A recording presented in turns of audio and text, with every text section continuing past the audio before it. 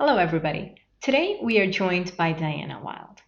Diana is the co founder of Aurora 50 alongside Sheikh Hashem bin Sultan bin Khalifa Al Nahyan. Aurora 50 aims to connect stakeholders to provide solutions to global problems. Diana graduated from the University of Westminster with a bachelor's degree in business and finance. Diana, thank you for joining us today. Thank you so much for having me. Dana, you've had a fascinating journey. You've been in finance, you've been in so many things, and now you're co-leading Aurora 50. Tell us a little bit about your journey and what brought you to where you are today. Sure. So I came out to Dubai in the very end of 2005.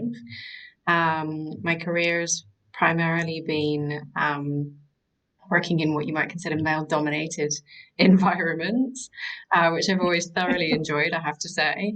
So I've spent some time in defense, I've spent some time working in the tech industry, but really the majority of my career has been spent working with the financial community.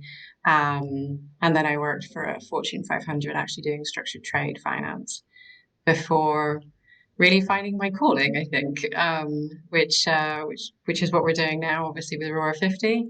It's been quite an interesting year, which I'm sure we'll get into a little bit more. Fantastic. Look, you've talked a lot about Aurora 50 and how that is indeed your true calling. In fact, you've shared your aha moment about how you knew when this was the thing for you. Can you tell us a little bit about that? Sure. So in 2016, I was working for the Association of Corporate Treasurers. And at the time, we were looking at why the numbers for treasurers were so low in terms of the number of women and also the number of Emiratis. We ran this event for women in finance. So it was primarily CFOs, group treasurers, women from very senior positions in banking, VPs. Um, and that was really my aha moment. I sat in this room where all of these women were just extraordinary, and they were all a good 10 years my senior, and they all had the same feeling. They were all talking about this glass ceiling, and I just hadn't reached that stage in my career where I was feeling that at all. And so I really had this aha moment where I just thought, wow, this ecosystem is really wrong. There's just some, and started getting very, very curious about what was happening. Later that year, I had the pleasure of meeting Sheikha Sharma and started volunteering for her organization, More Equity. And we have a lot of things in common, clearly a lot of passions in common. In 2019, I was studying advanced design thinking, and we started running workshops to look more closely at this problem.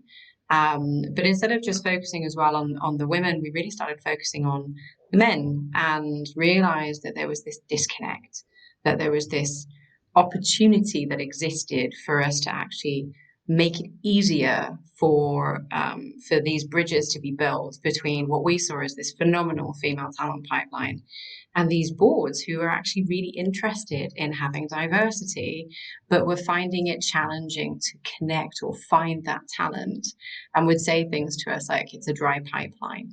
We realized there was these different groups that weren't connecting, and that something needed to be done to really change that ecosystem. And so Pathway 20 was born.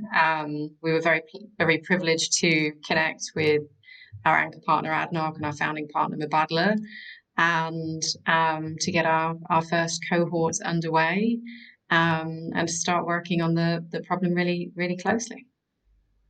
Very nice. And voila, I think you've already made so much progress in 1 year. It's It's remarkable. been quite the journey. Yes, it It has. has. It has.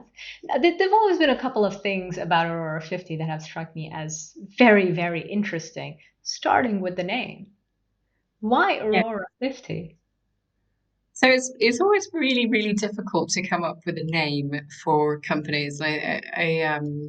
I believe in efficiency, so we tried not to spend too much time actually thinking about it, but we wanted it to be really meaningful. And what myself and Shaker felt we did best was actually bringing people together.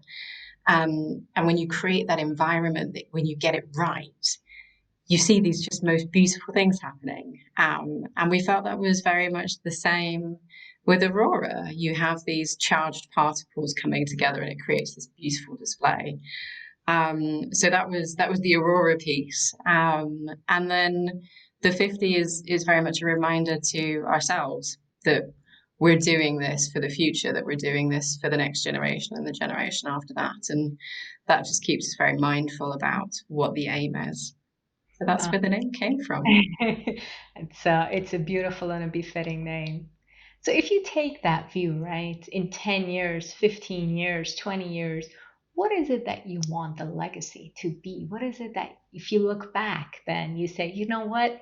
We did it. We did what we set out to achieve.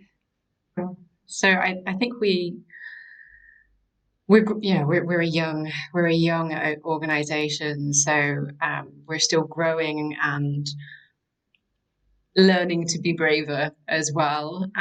But for us, certainly the focus right now is on gender. So Pathway 20 keeps us very focused again on the number. The number at the moment is 20%. And so that would be the first thing that we want to make sure is achieved. And obviously we do that collectively with many, many people, and just to play a small part of it is an extraordinary thing to be able to do. I think beyond 20%, obviously, we believe that there needs to be more than 20% women on boards. There's always been the view that it should really be 30%, but even that now is changing to more 40, 60 in either direction. One thing that's for certain, though, is that this is about balance. We would never think that it was a good thing to have 100% women on boards. We would have exactly the same problem. There's no diversity of thought. So it really would, I think, for us to look back in 10 years, it will be around achieving, first of all, Pathway 20, and then looking at how far we can push that beyond. And we're also interested in many other sort of social issues. It just is a case of having to focus on the first priority, which is gender. Absolutely. And look, if we look back, I would say the year and a half that you have been in existence as an organization, you've had some tremendous progress. I mean, some of the things that we're already seeing are going to have incredible and far-reaching consequences, right? I mean, just last week, there was, I think Aurora 50 signed an MOU with the Central Bank of UAE that focuses on achieving gender-balanced boardrooms in the UAE. And I think the Securities and Commodities Authority has stated that all listed companies in the UAE must now have at least one female director on their board. So how does that make you feel, knowing that you've been part of driving this change, and how have you been driving this change?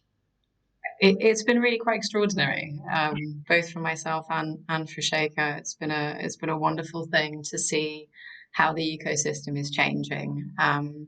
We after we established our first couple of partnerships, we created the board summit, and at the board summit we signed the MOU with ESCA, and we've been working with them really closely since that. We meet with them every single week. We talk about the many different things that need to be achieved in order to actually achieve this 20% target.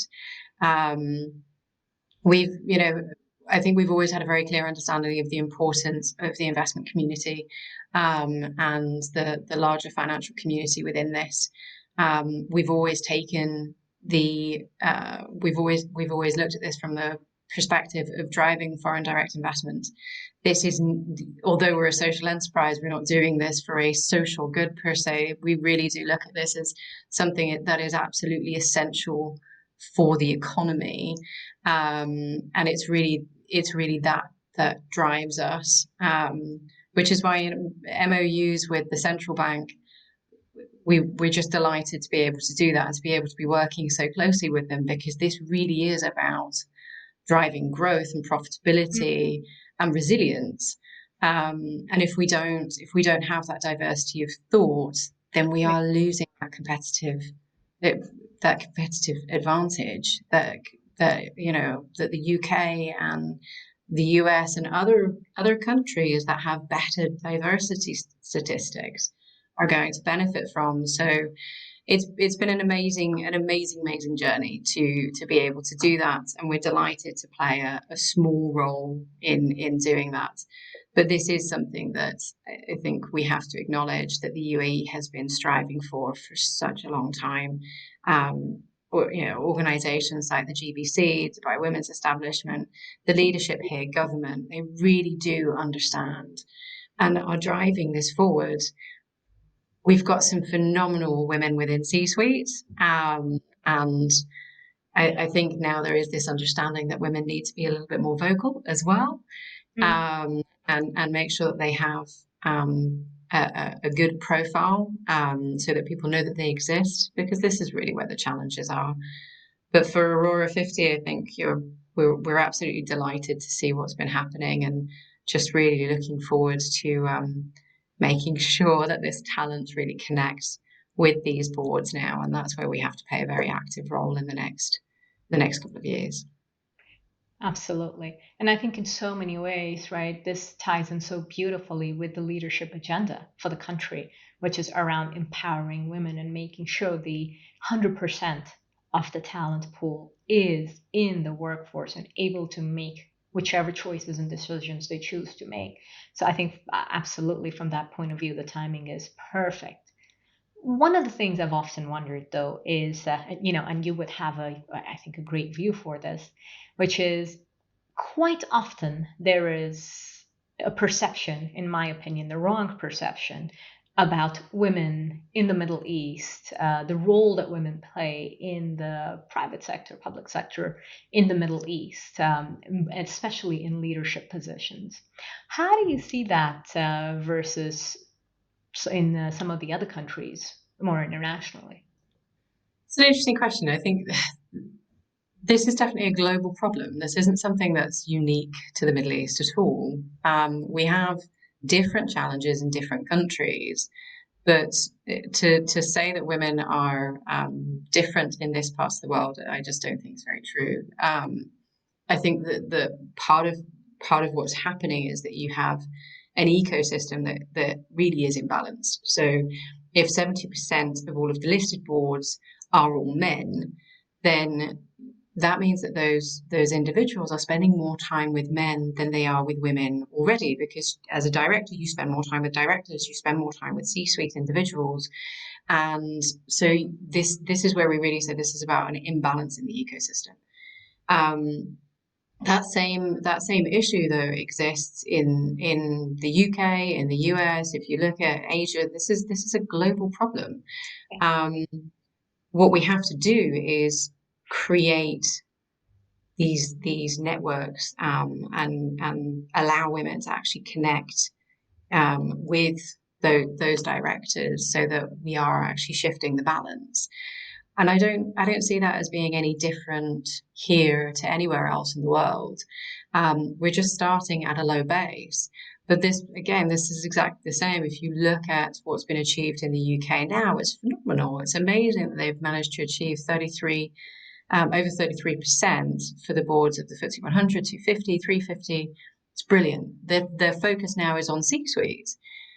Here, we're at 3.5% for the listed companies, but we also have a smaller number of companies that are listed, and so there's a great opportunity for us to actually drive change quite quickly. And there's so much support from government. And this is typically where it starts. It is typically the government that is driving this in all of the other countries as well, because they understand the link to the economy and to profitability for this. Yeah. And I think we'll see the shift quickly. And that's one of the great pleasures of working in this part of the world, actually, is that when decisions are made, things happen very, very quickly here. And we do have this extraordinary talent that needs to make sure that they're also quite vocal, that they are here, because that's perhaps one of the cultural aspects, is that we meet these women all of the time, which is amazing to have that opportunity. But we don't necessarily see them in the media or in the newspapers as much as really we would like to see. And this is obviously where the arguments are in terms of, well, who is it that needs to do what? And it's a bit of both. Yeah, yeah, no, absolutely. So one of the interesting things that you as Aurora 50 are doing is around Pathways 20. Can you tell us a little bit more about that? Sure. So Pathway 20 is our flagship program. We established it really to support women in accelerating their board careers. Um, Over 12 months, we support women uh, to actually connect with many other board directors. So what happens is they actually receive a mentor that is typically a chair or a vice chair from one of the listed companies. They also go through numerous workshops over the course of the year, which again provides them with access to this world. And this is really where we see the challenge is in these two different stakeholders actually coming together. The boards find it difficult to actually find the women for those nominations, and the women find it difficult to connect with these boards. So what we've done by working with the corporates is we found a way to actually identify talent, and then we support that talent over those 12 months whilst they gain board experience.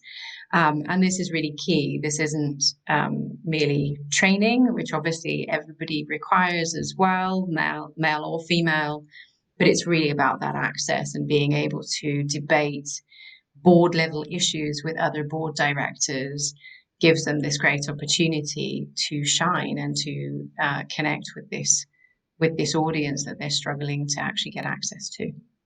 So over the 12 months, we take women that are very sort of in their very early stages of their board careers, and we're supporting them in building these networks and these opportunities, and then raising their profile through a number of the partnerships that we have.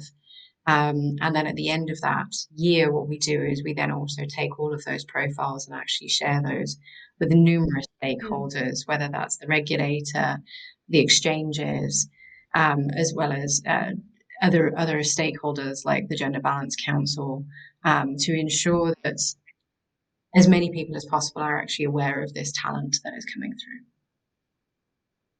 That's fantastic. It's almost a program or a way to not only put the women in the positions, but also to make sure that they're successful, which is critically important because unless that happens, you will almost reinforce a perhaps a negative perception. So I think it's phenomenal what you're doing on that. Thank you. We've been very blessed. The women that come through are extraordinary. They're very strong. They're very competent. And they are board ready. So and this is something that's obviously identified by their corporates already, is that they have these talents to really add value at board level. The key, though, in ensuring that they stay within the pipeline and that this pipeline doesn't leak, and this is really part of it, is making sure that they can connect with that ecosystem to continue that career and actually build that journey. So this is why we're so keen on obviously supporting that system, because it is just so imbalanced right now. But yeah, we've been very fortunate with the support that we get, and we're looking forward to starting our next cohort in the next quarter and to supporting another 10 women. So Diana, if you look back at your career and what you've accomplished so far, and frankly at what's coming ahead, what advice would you like to give to some of the younger women and men that are just starting out in their journeys?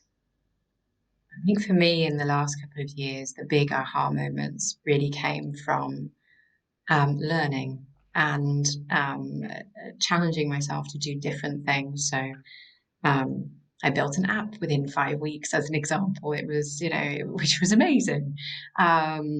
When studying design thinking, it just completely opens your mind. And I think my advice is just to be really curious. Be really curious. If you're interested in something, invest your time in it.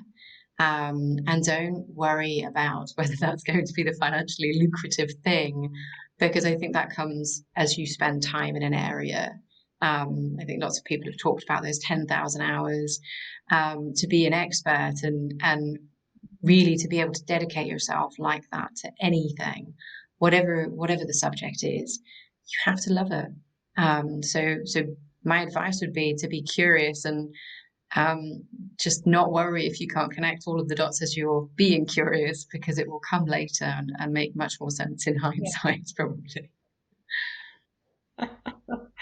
That's very good advice. Thank you, Diana. It's been an absolute pleasure having you with us today. Thank you so much, Saeeda. It's a real pleasure speaking to you.